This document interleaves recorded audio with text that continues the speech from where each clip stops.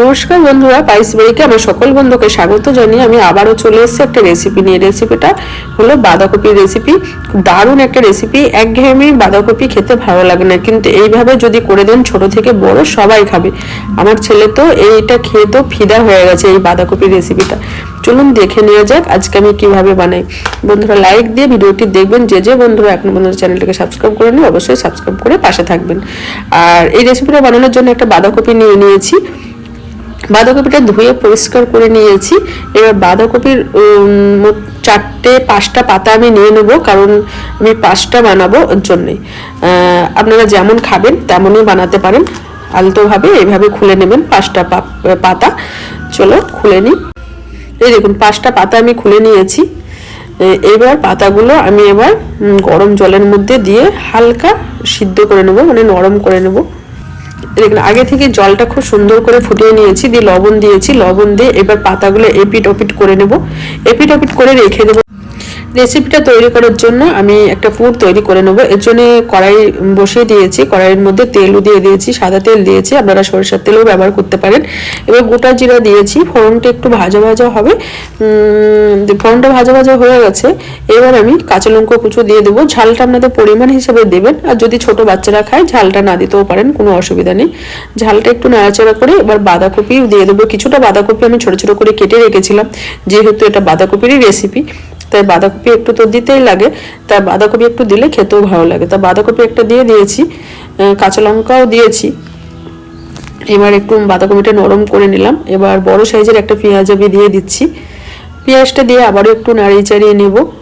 এবার দেব পরিমাণ মতো হলুদ দিয়ে দিয়েছি, পরিমাণ মতো দেবো। লবণটা পরিমাণ মতনই দেবো, লবণও দিয়ে দিলাম। এবার দেবো হচ্ছে লঙ্কার গুঁড়ো দেবো, কালারটাও সুন্দর হবে, খেতেও ভালো লাগবে। লঙ্কার গুঁড়ো দিয়ে দিয়েছি একটু। সমস্ত কিছু দিয়ে এবার আবারও ভালো করে নাড়াচাড়া করে নেবো। আর গ্যাসটা এই টাইমে মিডিয়াম ফ্লেমেই করে রাখতে হবে। এবার 2টো আলু সিদ্ধ করে রেখেছিলাম, আলুগুলো গ্রেটারের সাহায্যে গ্রেট করে দিয়ে দেবো। আপনারা 2-3টে আরও আলু দিতে পারেন, যেমন খাবেন সেই হিসাবে আলুটা দেবেন। 2টো সিদ্ধ আলু আমি এইভাবে গ্রেট করে নিচ্ছি। 2টো আলু দিয়ে দিয়েছি। আবার একটা হলুদ আর লবণ আর তেল দিয়ে আমি ডিমটা সিদ্ধ করে নিয়েছিলাম, কারণ ডিমের খোসাটা না ভালোভাবে উঠে যায়, ওর জন্য। যারা জানেন না তারা এইভাবে করবেন, দেখবেন ডিমের যে খোসাটা আছে উঠে যাবে। একটা ডিম সিদ্ধ আমি দিয়ে দিলাম। আপনারা ডিম সিদ্ধর বদলে আপনারা চিকেন কিমা বা মাছের কিমাও দিতে পারেন। আমি দিয়েছি ডিম। তা ডিমটা দিয়ে এবার ধনিয়া পাতাগুলোও দিয়ে দিলাম। এবার সমস্ত উপকরণটা দিয়ে সুন্দর করে নাড়াচাড়া করে আমি তৈরি করে নেবো একটা পুর। আর চাট মশলাও দেব। 1 থেকে 1.5 চামচ আমি চাট মশলা দিয়ে দিলাম। দেখে বুঝতে পারছেন বাঁধাকপির রেসিপির জন্য আমার পুরটা পুরোপুরি রেডি হয়ে গেছে।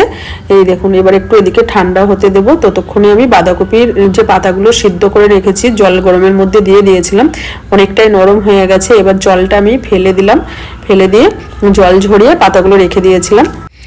এবার এই বাটির মাপে আমি 1 বাটি বেসন দিয়ে দিয়েছি, আর এই বাটির মাপে আমি চালের গুঁড়োটাও দিয়ে দিলাম। এবার বেসন আর চালের গুঁড়ো দেওয়ার পরে আমি পরিমাণ মতো দেব।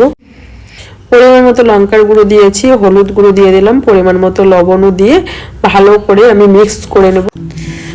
সমস্ত কিছু দিয়ে একটু জল দিয়ে ভালো করে ব্যাটারটা তৈরি করে নিয়েছি। ঠিক এইরকম ভাবে তৈরি করতে হবে। ব্যাটার আমার তৈরি হয়ে গেছে। এবার পাতাগুলো আমি নিয়ে নিয়েছি, পুরটাও রেডি। এবার কিভাবে মোড়াচ্ছি দেখুন। এইভাবে আমি তো 5টা পাতা নিয়েছি, ঠিক সেই পরিমাণে আমি দিয়ে দেব। পুরটা দিয়ে ফোল্ড করে নেব সব। এই দেখুন ঠিক এইভাবে ফোল্ড করতে হবে। আর যেহেতু আমার সিদ্ধ করাই আছে পাতাটা, অসুবিধা নেই, নরম হয়ে আছে। যেভাবে ফোল্ড করবেন ঠিক সেইভাবেই হবে ফোল্ড। এই দেখুন একটা হয়ে গেল। সেম এইভাবে মুড়িয়ে নেব। চলুন আরেকটা করে নিই। সবগুলো আমার রেডি। 5টা পাতা নিয়েছিলাম, 5টায় পুর ভরে নিয়েছি। চলুন এবার ভাজার জন্য তৈরি। এই দেখুন কড়াই বসিয়ে দিয়েছি, কড়াই তেলও গরম হয়ে গেছে। আর ব্যাটারটা ঠিক এইভাবেই করেছি, দেখাচ্ছি। এই দেখুন চামচে করে নিয়ে দেখবেন ব্যাটারটা এরকম ভাবে ঘনত্বটা করতে হবে। এবার গ্যাসটা মিডিয়াম ফ্লেমে করে দিয়ে বেসনে এরকম ভাবে ডুবিয়ে তেলের মধ্যে ছেড়ে দিতে হবে। হয়ে যাবে আমার নাস্তা টিফিন যাই বলেন পুরোপুরি রেডি হয়ে যাবে। আর গ্যাসটা একদম মিডিয়াম ফ্লেমে করেই ভাজতে হবে, যেহেতু ভিতরে সবই ভাজাই আছে, পুরটাও তৈরি, পাতাটাও সিদ্ধই আছে। মিডিয়াম ফ্লেমে করে ভেজে তুলে নিলেই হবে। তা আমি 3টে দিয়ে ভালোভাবে মচমচা করে সুন্দর করে, প্রচণ্ড কুড়মুড়ে হয় আর খুবই খেতে ভালো লাগে বন্ধুরা, একবার হলেও আপনারা করবেন বাড়িতে। চলো এক পিঠ করে নেবো। এক পিঠ হয়ে গেছে, ওপর পিঠটা উল্টিয়ে দেবো এবার। এই দেখুন এক পিঠ হয়ে গেছে, আমি ওপর পিঠটা উল্টিয়ে দিচ্ছি। আর আলতোভাবে উল্টাবেন, খুব সুন্দরভাবে উঠে পড়ে। এই দেখুন সব উল্টিয়ে দিয়েছি, এপিট ওপিট করে সুন্দর করে আমি ভেজে নেব। ভাজা হয়ে গেছে, এবার উঠিয়ে নেব। ওঠানোর পর দেখাচ্ছি বন্ধুরা কত সুন্দর হয়েছে বাঁধাকপির রেসিপি। দেখুন বন্ধুরা কত সুন্দর হয়েছে, আমার ছেলে খেয়ে তো পুরো ফিদা হয়ে গেছে।